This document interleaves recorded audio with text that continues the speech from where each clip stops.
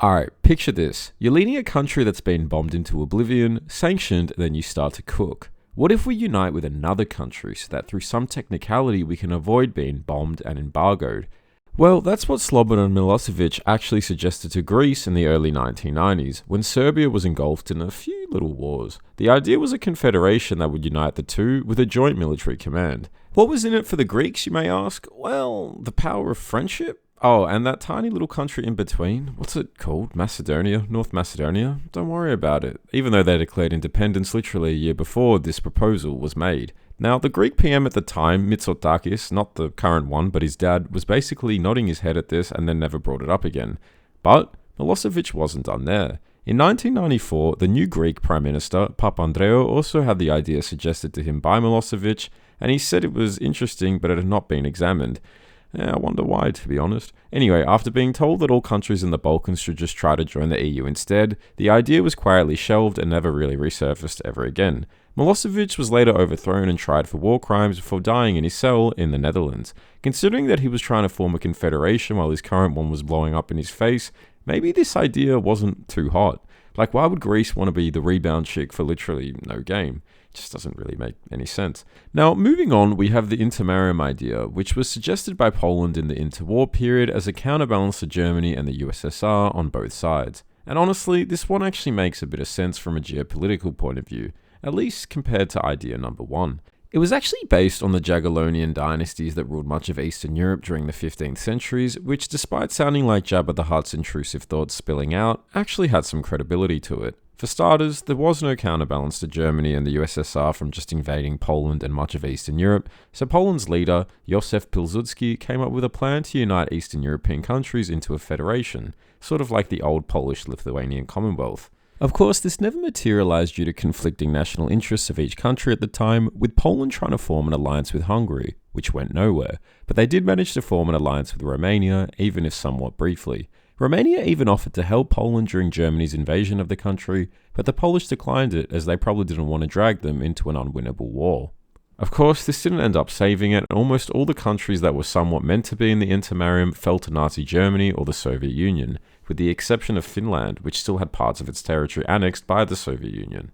The necessity for such a plan kind of dissolved after World War II, with the USSR taking over everything that was basically in the Intermarium anyway, and even ideas of subsequent federations forming in Eastern Europe, like Poland and Czechoslovakia forming a confederation, were dismissed by Stalin, who didn't want a country to threaten his plans for Eastern Europe. Thanks, Uncle Joe. Next is Couto Misto. Honestly, this one's just a microstate that was kind of simmering on the border between Spain and Portugal. So while it did technically exist then in that regard, it existed and was forgotten for so long that it may as well have been imaginary. When Portugal and Spain figured out that it did exist, let's just say it didn't last too long. It held no real significance besides being an embryonic version of an Andorra-like state, but it actually did exist, unlike the last two which never got past the idea stage. This small little microstate had its own nationality, tax rules, military service, the right to bear arms and asylum, self-government, and official postage stamps. Its form of government was a popular assembly, so basically it was ruled by people just turning up and voicing concerns to one another.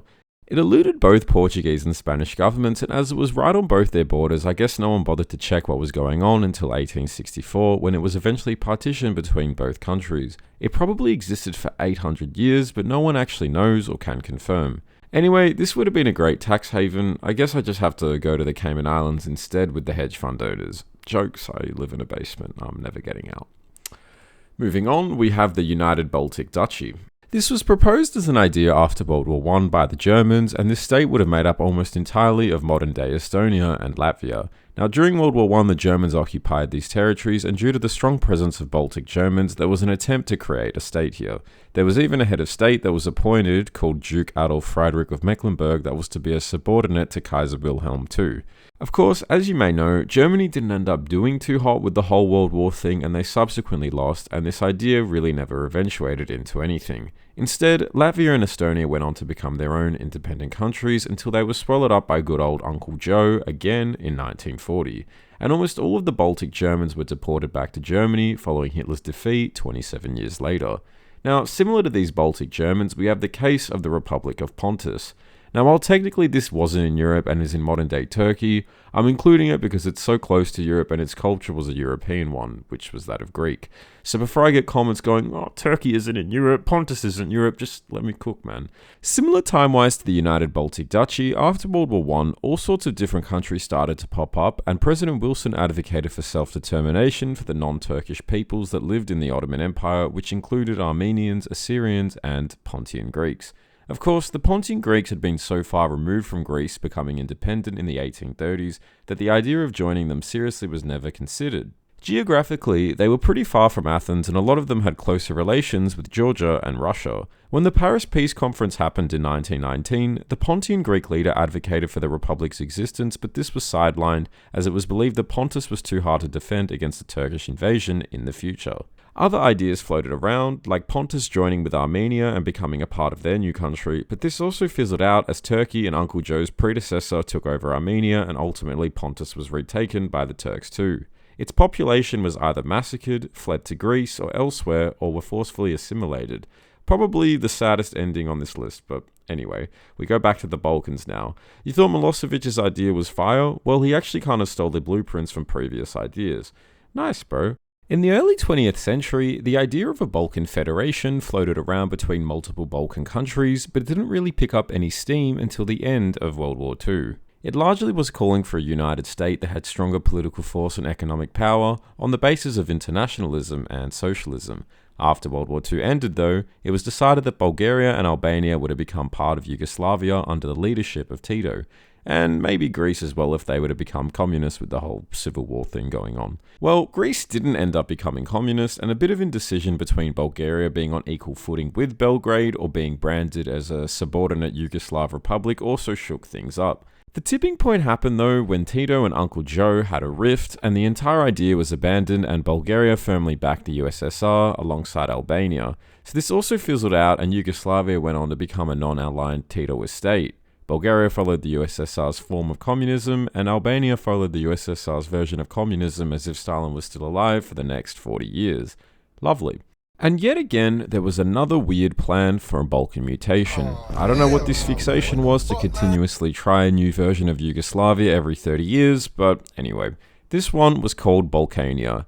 Genuinely. It was a hypothetical plan of uniting Serbia, Montenegro, and Kosovo in 1996, when Yugoslavia had just come out of its little conflict and all with the other half of Yugoslavia that decided not to do Yugoslavia anymore. But this country kind of already existed in 1996, so I guess Balkania was like a rebrand or a name change to try and get rid of the stigma and trauma of Yugoslavia. It didn't really land with any group in particular, and fun fact, an Albanian actually came up with this plan, not Milosevic. Of course, this didn't go to plan and we ended up getting the Kosovo War instead, which doesn't quite have the same ring to it. But, anyway, I digress. If you enjoyed the video, guys, feel free to sub, like, comment what you want to see next, and I'll see you in the next one. Peace out.